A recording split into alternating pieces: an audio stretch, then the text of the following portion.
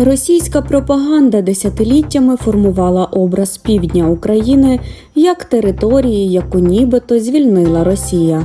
Саме цей міф і сьогодні використовується для виправдання агресії та претензій Кремля на українські землі.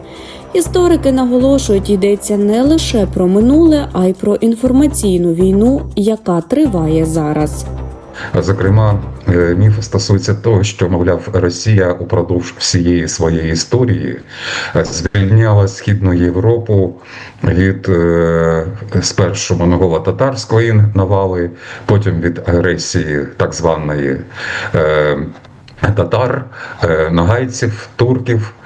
І що упродовж цієї вікової, з точки зору російських нараторів, боротьби, Росія своєю нібито самопожертвою, по-перше, захистила Європу від монголо-татарської навали, а потім звільняла українців, білорусів, молдаван та інші народи від так званої турецько-татарської агресії.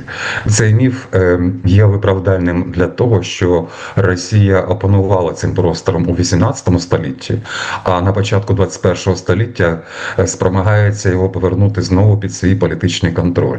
Тому цей міф є найбільш живучим, і ми, як історики, маємо актуальну, нагальну потребу пояснити, звідки це взялося і як зараз цьому протистояти. Формування цього наративу стало можливим завдяки багаторічній роботі освіти, історіографії та державної пропаганди Російської імперії, а згодом і Радянського Союзу. Росію послідовно представляли як державу, що нібито принесла свободу іншим народам. Саме ця ідея, за словами історика, стала основою сучасної російської політики. Звісно, освіта, пропаганда впродовж не лише десятиліть, а кількох століть працювала над тим, щоб створити образ того, що Росія, мовляв, звільнила причорноморський і ширше східноєвропейський простір від панування іноземних агресорів. І на основі нібито цього звільнення, яке подається як благодіяння, як свого роду дар, і ми цю концепцію побачимо в усіх неоімперських теперішніх російських наративах, що, мовляв, Росія зробила якесь благодіяння українцям, білорусам, полякам, молдаванам, іншим народам Європи. А тепер ці народи зобов'язані Росії усім. І що якщо ці народи дбають про свою самостійність, незалежність, то вони є невдячними за ту велику жертву, яку, мовляв, принесла Росія заради благодіяння цих народів. На думку Владислава Грибовського, витоки цих міфів можна знайти ще наприкінці XVIII століття.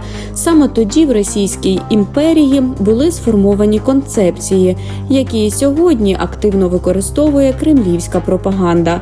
Водночас, за гаслами про визволення приховувалися плани депортацій, підкорення та колонізації.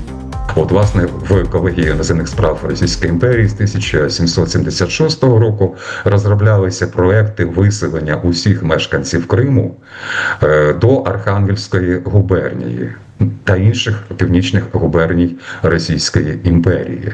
Тобто тема депортації, тема геноциду, точніше дії спрямовані на ці ганебні явища, на геноцид, на депортацію, на примус, на пригнічення, вони тісно йшли з тими міфами, так, які наголошують на зобов'язальній дії дарунку. Росія зробила благодіяння, всі Росії зобов'язані, Росія має панувати над тими, яких вона нібито облагодіяла. Повномасштабна війна змусила багатьох українців переосмислити історію Півдня та роль російських імперських міфів. Історики переконані, що боротьба сьогодні відбувається не лише на полі бою, а й у сфері історичної пам'яті. Адже саме знання історії допомагає протистояти маніпуляціям і пропаганді. Звісно, російські бомбардування українських мирних міст – це найкращий, беру це слово в лапки, аргумент для того, щоб позбуватися усіх тих ілюзій, які мешканці українського півдня мали і напередодні повномасштабного вторгнення 22-го року, і на час прихованої російської агресії 2014 року. Отже, російська пропаганда дійсно заходила до людських голів, саме експлуатуючи людську правду. Так, експлуатуючи того, якщо хтось тобі зробив благодіяння, то ти маєш зобов'язаний. І от експлуатація оцієї людської правди дійсно багатьох людей збила з пантелику.